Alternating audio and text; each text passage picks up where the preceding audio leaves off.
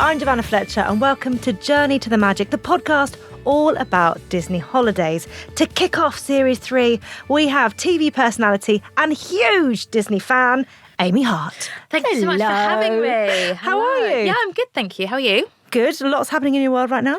Lots happening in my world right now. Definitely was supposed to be in Disney right now, but then got pregnant. Oh, so you've done the next best thing. Yeah. Come talk to us about Disney holidays. Yes, had a whole 2-week trip planned in January. But I'm still trying to convince my boyfriend that we need to go on our honeymoon minus baby, because I'm trying to convince him that you need to do it as adults before you have to go back to doing all the queuing up for the meeting characters and all the little rides and stuff. So I went to Walt Disney World on my honeymoon. Mm-hmm. So we'd had 2 destinations. One was somewhere in St. Lucia. The other one was Walt Disney World. And I found out I was pregnant with my first the day we were flying out to Disney. Oh, no. Yeah. I mean, great, again, great news. We're babies or Disney. No, but so for me, I remember we surprised my in-laws. And I can remember my father-in-law grabbing me at the airport and going, we're going to go on so many rides. And we were like, no, we're not. It's going to be slightly different. Oh, and you've got that whole thing ahead of you, actually, of having somewhere that you love and seeing it fresh through the eyes of your child. Yeah, my dad went there in the 80s because basically him and his mates were going to book a lad's holiday to Spain or somewhere. Went and got all the holiday brochures, went to the pub, and then he woke up next day with an invoice for a holiday to Orlando that had been booked. So him and his mates went, and my dad absolutely fell in love with it. So he took my mum on their honeymoon. Oh. And then when we were kids, they saved up for 2 years to take us because they wanted, and it was this only time we're ever going to go. Anyway, we ended up going every 3 years. Oh, really? How old were you when you first went? So I was 7 and my brother was 4. Oh. And that was the perfect age because it was still Sam could still go on a lot of stuff, but he also really believed, he really fully bought into all of it. Oh. And how many times do you reckon you've been in total now? So I've been on 8 holidays, and then if I ever did a 4-day Orlando when I was cabin crew, I would always be everyone would be oh, can we go to another park they won't name? And I'd be no. We're going to start off at Animal Kingdom in the morning, and then we're going to park hop over to Hollywood Studios to do Fantasmic in the evening. Thank you very much. I wonder how many times you've been there with cabin crew then? Probably 10 or 12, but only for 1 day at a time. Yeah. Yeah, I just love that basically you gave yourself the job that could really get you in those parks exactly. a lot. And 4-day Orlandos weren't very common, but I always used to be for them. I did one over my 21st birthday, actually. So my 21st birthday in Hollywood Studios. Oh, that's lovely. Do you miss flying? So much. It's traumatising. How long did you do it for? 9.5 years. Wow. And I was a cabin manager, so I was in charge of the aircraft. I could make people's day. I would say Cilla Black on Surprise, Surprise. If I had loads of spare seats in business class, I'd be trying to find people whose anniversaries it was or birthdays it was to upgrade them.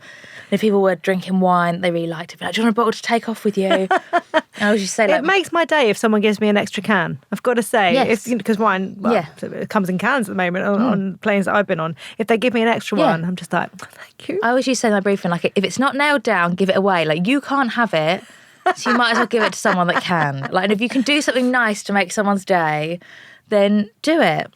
I mean, you must have seen a lot of things when you were on flights. Yeah, I'm trying to think of ones that I can tell. No, one thing I'd love to ask actually, because I've just come back off a flight and there were so many babies who were really unsettled. Yeah.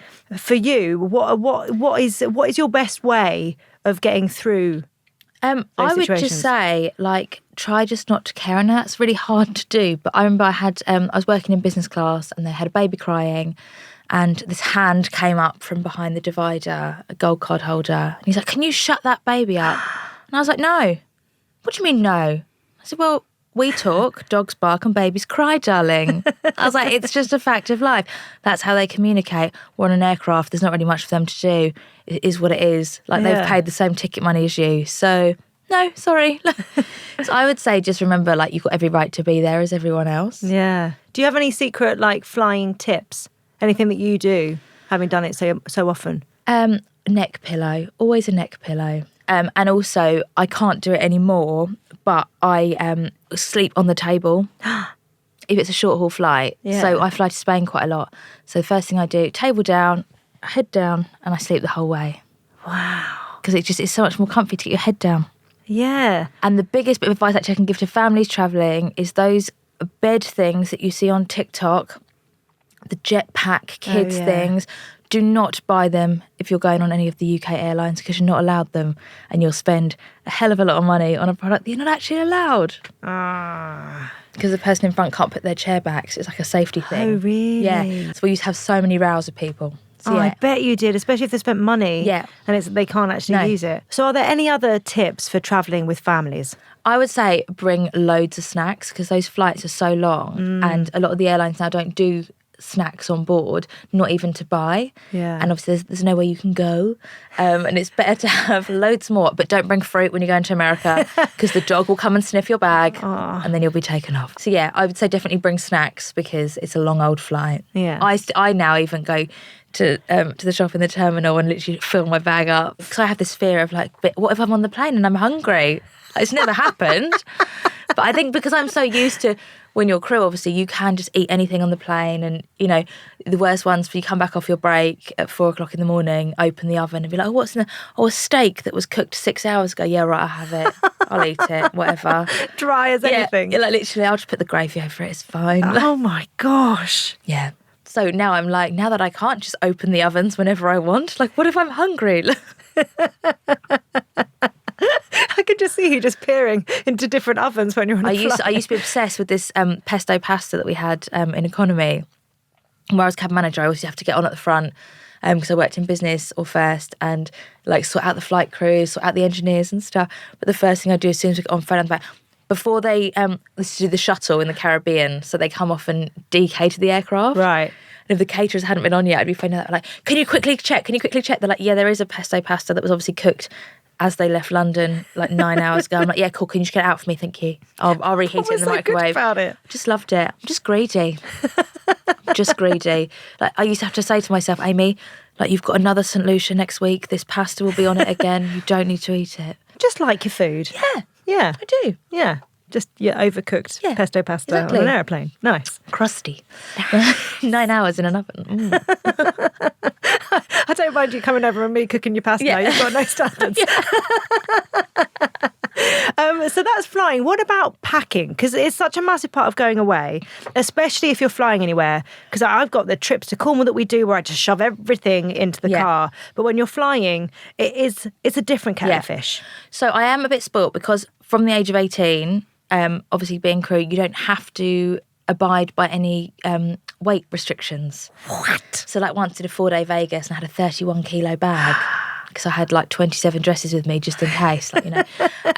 But for that reason, I used to be a really awful packer. Yeah. So I just throw things in because you get back from a long haul in the morning, then you go and sleep all day. So my case is still in the car at this point until my dad goes and gets it out because I'm so tired, I can't do it.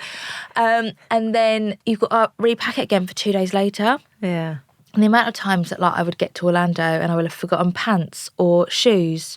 The amount of times I've worn a maxi dress with my crew shoes into the mall in Orlando to go and buy a pair of flip-flops. So funny though, because you would just assume that you'd be really good at it because you were doing it so often. Yeah, but because you're only there for sort of 1 night or 2 nights, it's like, you know, if I forget anything, you just get it's really not the end of the relaxed, world. yeah. Like, you know, and there's 9 other crew that you can borrow off. And most of the places you go, like every hotel's got a hotel gift shop. So if you really want to pay £15 for deodorant, that's fine. You can do that. But that is a massive thing, isn't it? Because so often we are travelling to places that you can buy things.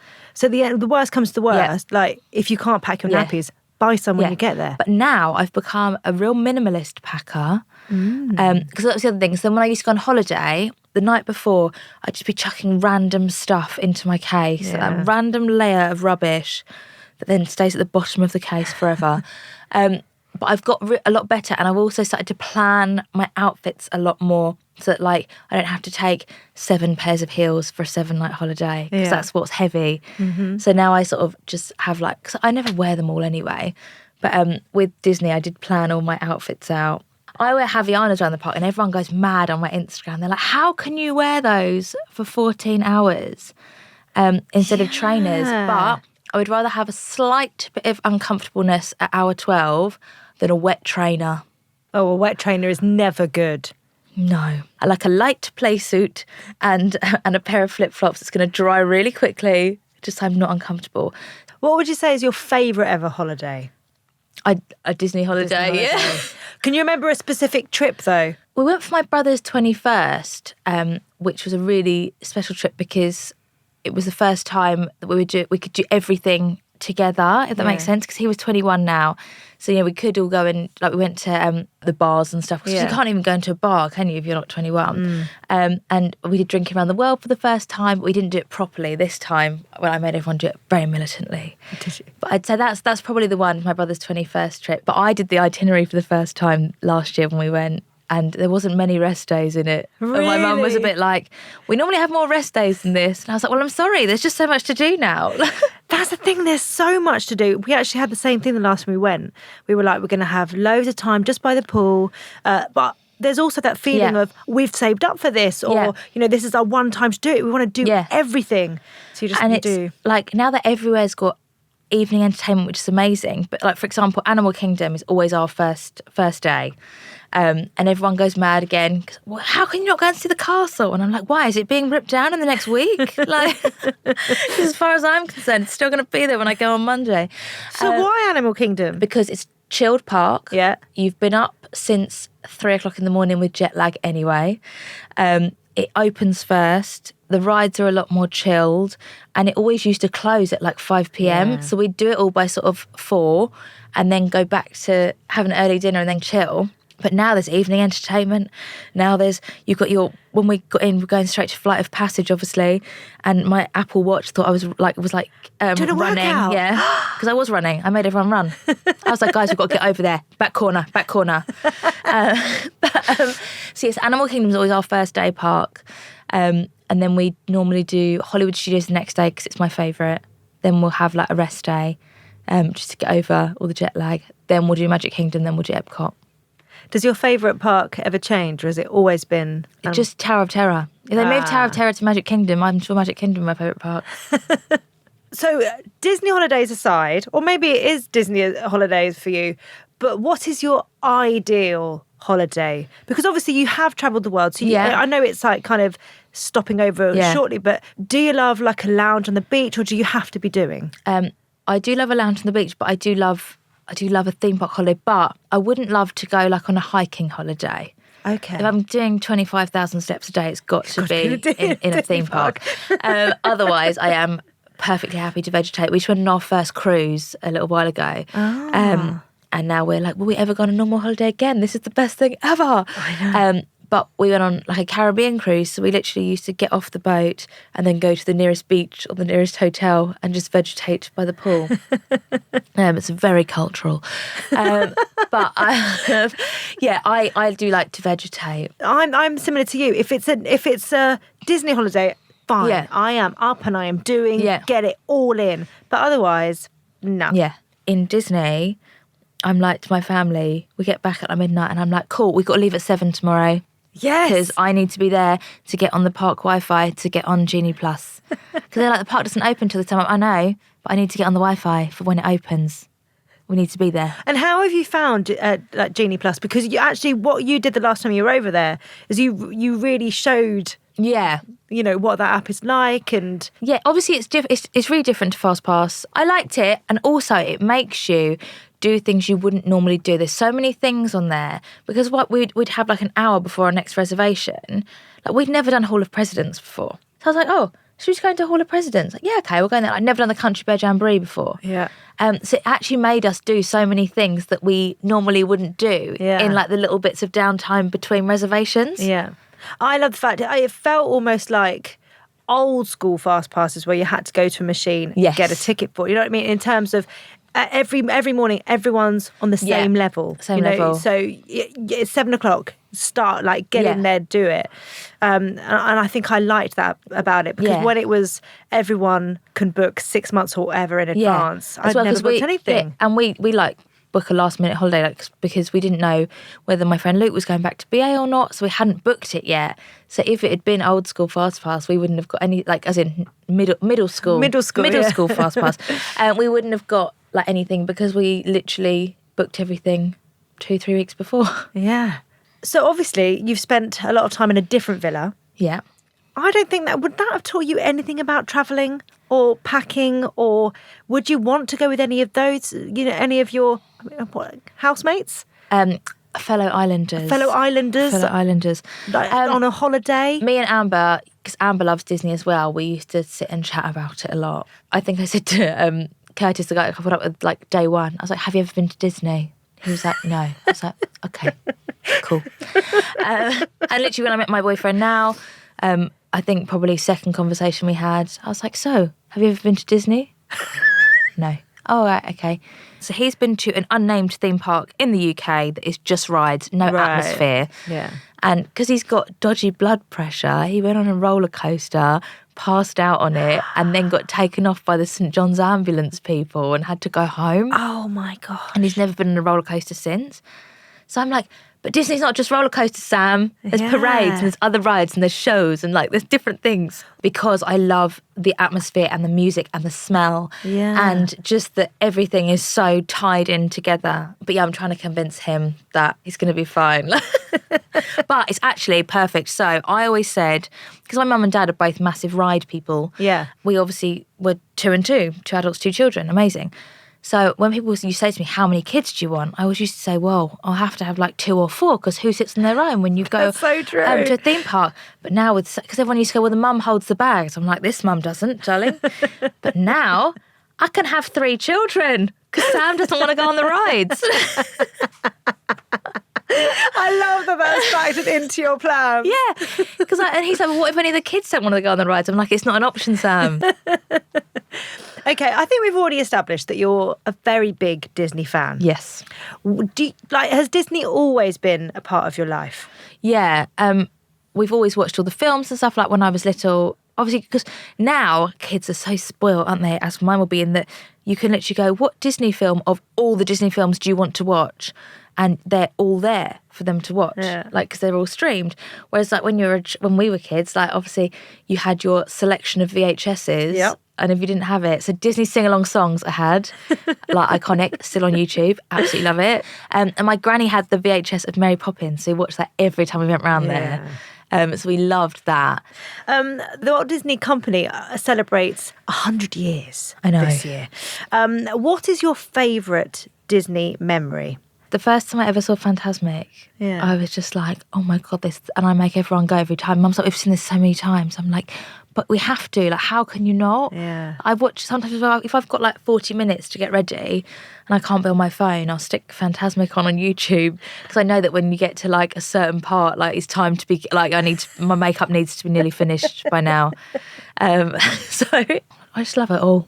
Yeah, the whole thing. The whole thing. I mean, I'm going to ask this, but I know the answer really. Would you say that you play it by ear or do you plan? Oh, I plan. In the run up to our trip last year, I was watching different videos from the annual pass holders that do weekly videos, like Genie Plus updates, like park updates, what rides are open, what rides are under maintenance and stuff, What's the best way to use your Genie Plus? Like what rides, do you do Slinky Dog Dash and then run for Rise of the Resistance, or do you do it the other way around? Like, but yeah, I've always been like a planner. Like I put something on Instagram about how I'd been planning our holidays to Disney for 15 years or whatever. And someone was like, this is a lie because you would have been like 14. And I was like, no. And my brother commented, like, as her brother, I can confirm this is not a lie. She was a weird child. Like my favourite thing to watch when I was a kid, do you remember they used to do the free video that you could phone up for? Yes. Like the Disney video. Yeah. I would watch that over and over and over again. Have you ever done Disneyland Paris or a Disney cruise? Yeah, I haven't done a cruise yet, but I would love to now because I love cruising and I love Disney. But Disneyland Paris, I did do a couple of years ago. It was really nice, and I went on Space Mountain. And I was like, yeah, this will be fine, Space Mountain. And then the overhead restraint comes down. I'm like, what? What is different? What is this? But my Space Mountain story from Walt Disney World, the person before me had spilt their popcorn in the footwell. They had got off, obviously, and nobody had seen it. And I just got on and I thought, I don't want to wait anymore, so I won't tell anyone, it's fine. So I'm like screaming, and a piece of secondhand footwell popcorn on one of the drops, a piece of secondhand footwell popcorn went into my mouth. and I could still taste the salt on my tongue. Like, I obviously spat it out and then, like, stopped screaming and was like, but I could still taste the salt on my tongue. Well, was it salty popcorn or was it just salty from some I don't know. on the floor? I don't know. I hope it was just the person before me that was. And I came off. I said to the cast member, I was like, "Excuse me, there's Footwell popcorn in there." And he was like, You've called it Footwell popcorn. Secondhand Footwell popcorn. Like, literally horrendous. Oh, and I've got another Disney tip. I'm just thinking, it's now my vlogs are all coming back to me. Don't take popcorn on Space Mountain, please. If you sing, you get your parking for free. I saw this on one of your videos. Mm-hmm. You tested it. We tested it. We made Luke test it. My husband. We're like, Luke, sing to them. And he was like, let it go, let it go. And then I went, yeah, go on then, go. Because they have like pixie dust, don't they? They can do nice things for people. Yeah, exactly. But people kept saying to us about it. But you obviously don't get a receipt, so you can't like park hop. Okay. So don't do it on a park hopper day. Okay, I understand. Talking about days, would you like to go with me on your dream Disney day? I would love to. Thank you. Let's go back. So there are no rules. You can go wherever you like, Walt Disney World, Disneyland Paris, or on a Disney cruise. Yeah. Which one would you like to go for? Walt Disney World. Walt Disney World. Makes sense. You can stay wherever you like. See, I've never stayed on property. So I think I want to give the Grand Flow a go, obviously. She's a beaut. Aim high. She's a beaut. Okay, so we are waking up at the Grand Floridian. What are we doing first on our Dream Disney Day? So today is a park hopper day. It's the best of. So it's the last day of your holiday. Yeah. We're going to do all 4 parks. Yeah. Obviously, because it's just you and me, it means I don't have to put up with my dad, my mum, and my brother's favourite ride as well. Because what we used to do was... What's their favourite ride? Well, no, because you go to each park and everyone picks a ride. And then you go to the next park and everyone picks a ride. And then you go to the next park and everyone picks a ride. And you try and get it all done. Sometimes... That's a great way of making sure that everyone's done the thing that they love doing. Yeah. And getting everyone to do things that they maybe And like wouldn't. sometimes, like, you know, me and my mum both love like Rock and Roller Coaster. Yeah. Also as well, because you do it strategically. Because I know that my dad will pick Tower of Terror. So then I can pick something different because I know that he's already going to pick mine. Sometimes you don't have to do all 4 rides because sometimes there's double ups. Yeah. But so we'll probably start at Animal Kingdom. Still on your dream? Okay, you warm yourself up still. Yeah. It opens at 7:30 a.m. now. We're going to do Kilimanjaro safaris. For your queuing time, you get a lot of payback because it's a long ride. Yeah. So it's a really beautiful ride to start with. Yeah. So we're going to go on Kilimanjaro safaris and then we're going to go over to Epcot. Okay. And we're going to do Test Track. I don't know how we get in between. We've got one of those like minivan things. Honestly, you don't. on your Dream Disney Day, we do blink travel. I've started calling it. Just blink and you're there. So we're going to go to Epcot and we're going to do Test Track. Okay. And then we might pop over to Mexico for an avocado margarita and a quesadilla. Because I like to graze. I don't like a full sit down breakfast because I'm a snacker. Right. Okay. I like a bit of everything.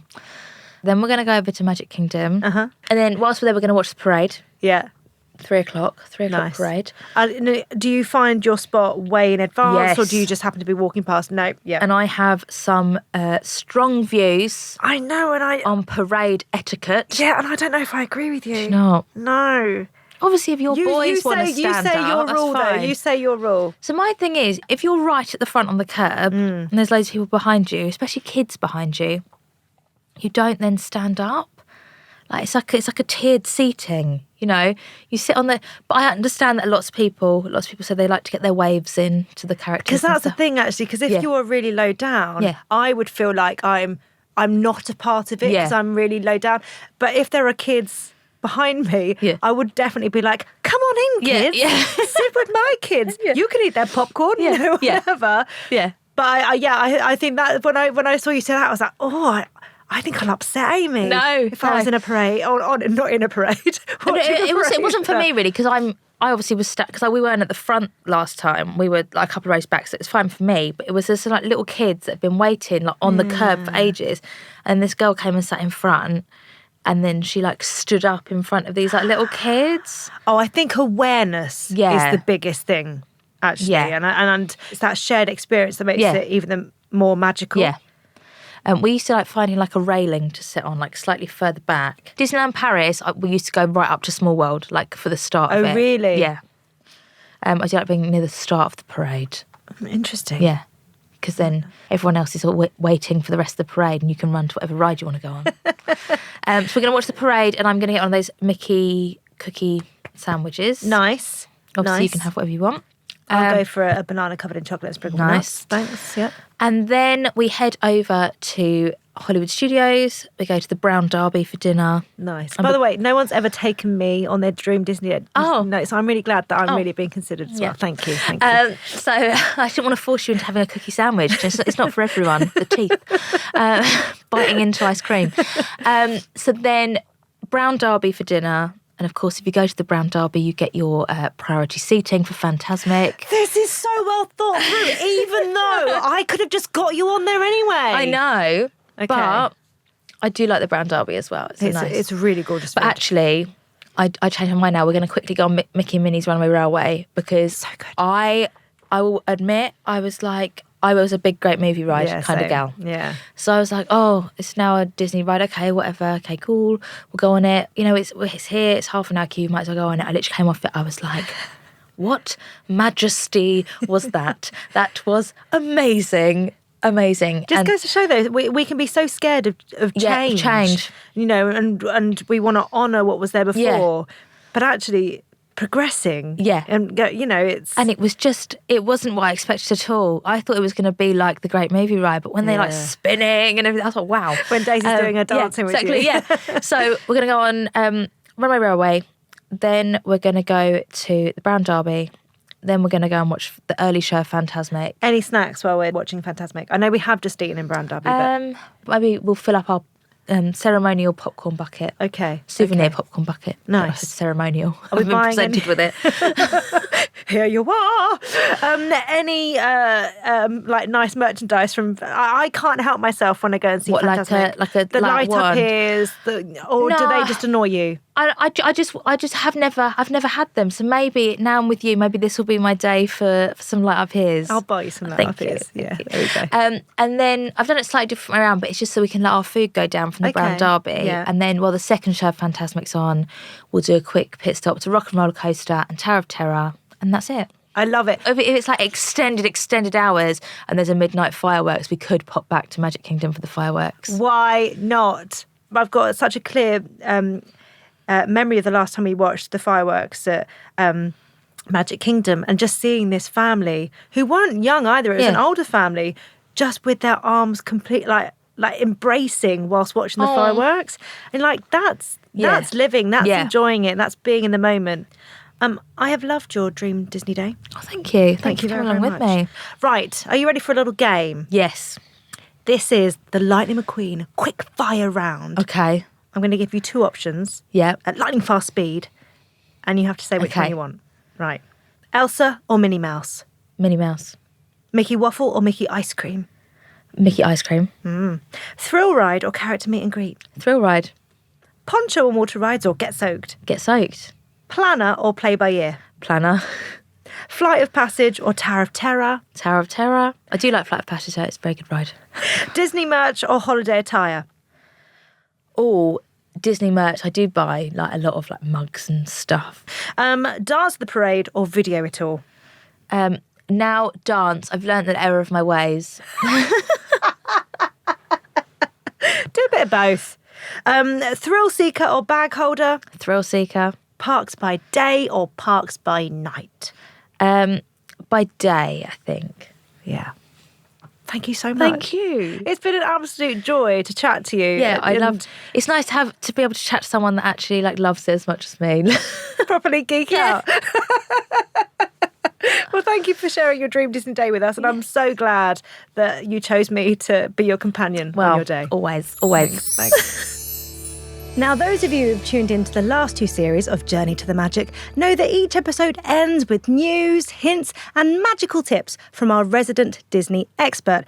Sadly, Elkie can't join us this series. I know, it's very sad, but she has passed on her magical insider ears to her colleague, Jamie. Hello, Jamie. Hi, hello.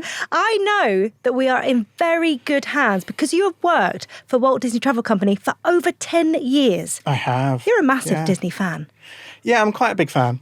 Yeah? Yeah. Tell me, how many times have you been to Walt Disney World in Florida? Quite a lot, too many to count. Probably Disney World about 60 times, 21 Disney cruises. I got married on a Disney cruise. Did you? I did, the Disney Magic. So yeah, that ship holds a special place in my heart. Oh my God, I love that so much. Yeah. Well, welcome. Thanks. I'm looking forward to seeing what you've got for us today. Well, for the first episode, I thought that we would visit Walt Disney World and share some information about the latest attraction coming. Oh, now I saw something being built when I was last there. Did you? Yeah, tell me more. Okay, well, the attraction is called Tron Light Cycle Run, presented by Enterprise, and it opens in Magic Kingdom Park on April the 4th. And what can we expect? Is it a thrill ride? Do you go upside down? It is going to be a bit of a thrill ride. So the story picks up just after Tron Legacy, where Kevin Flynn's son Sam has opened a second gateway into a digital realm called the Grid. And the first of these portals he created can be found at Shanghai Disneyland, which is where the original Tron attraction can be found. Fun fact, Tron Light Cycle Run is going to be one of the fastest coasters in Disney Parks history. Really? Yeah. I mean, how's that for a thrill ride, right? I mean, when I go on Cosmic Rewind, that feels very, very fast. I mean, it's probably going to be faster than Cosmic Rewind, the Guardians of the Galaxy attraction, which is also an amazing attraction. And I'm so excited for Tron Light Cycle Run. Well, so talk to me about music, because the last film had obviously that amazing soundtrack from Daft Punk. Are we going to expect some of that? I mean, the film has one of my favourite soundtracks. I love Daft Punk. They have amazing music. And another fun fact, it was actually recorded at Abbey Road Studios here in London. Oh, so a little bit of us Brits over there, in a way. Yeah. We're involved somehow. Always. We're always involved, aren't we? Always. That sounds absolutely amazing. And that's in April. That is April 4th, Magic Kingdom. And when you enter the queue at Magic Kingdom, you're going to be digitised and transported into the Grid for a special light cycle race. So you'll be on Team Blue and you'll be facing off against the Grid's menacing programs, and they'll be Team Orange. And your goal is to be the first to get through 8 energy gates. How does that sound? Sounds amazing. Yeah. Now, you won't have to brush up on your Tron knowledge, but personally, I will be. So I'm going to be watching Tron and Tron Legacy, which is available on Disney+. So yeah, when I go and experience attraction, I'll be able to experience it and really understand it in all of its glory. Okay, Jamie, I've heard that you've been searching for the UK's biggest Disney fan. Tell me more about this. So to celebrate Disney's 100th anniversary in 2023, Disney Parks have given everyone in the UK the chance to compete for the title of the UK's biggest Disney fan. I know, I want to do it myself.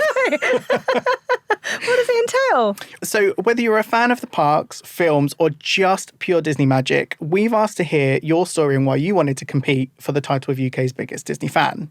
And from all of the entries, we've whittled it down to 10 finalists and their families who will win the ultimate Disney Parks holiday this Easter. But there's more. There's always more. How? How is there more? Well, I'll tell you. So they are going on an epic holiday which include visits to Disneyland Paris, Walt Disney World Resort in Florida, and a stay on board Disney Cruise Line. No. Yeah. And during their 10 magical days, they will compete in 10 different challenges throughout our parks and on board the Disney Wish, which you've been on. I have been on the Wish. It's magical. Have you been on that yet? I have. Oh, it's so amazing. beautiful. Oh. Yes. But these challenges will culminate in one of them being titled the UK's biggest Disney fan. Wow. So all 10 finalists and their families go on this trip and then they compete. They do, yeah. I mean, it's a once-in-a-lifetime experience. Honestly, I wish I could do it myself. But if you do want to follow the finalist journeys, we'll be sharing all of the challenges and everything that they'll be getting up to on our Instagram channel at Disney Parks UK. So give them a follow and make sure you stay in touch. There's going to be lots of twists, turns, and magical surprises. Oh, that sounds so exciting. Tom will be very sad that he didn't know because he would have entered. You probably would have won as well. Well, it would have been a nice trip. And just like that, we've come to the end of the first episode of Journey to the Magic Series 3. A huge thanks to my guest, Amy Hart, and join me next week when I'll be joined by broadcaster and fellow I'm a Celeb alumni, Kate Garraway, MBE.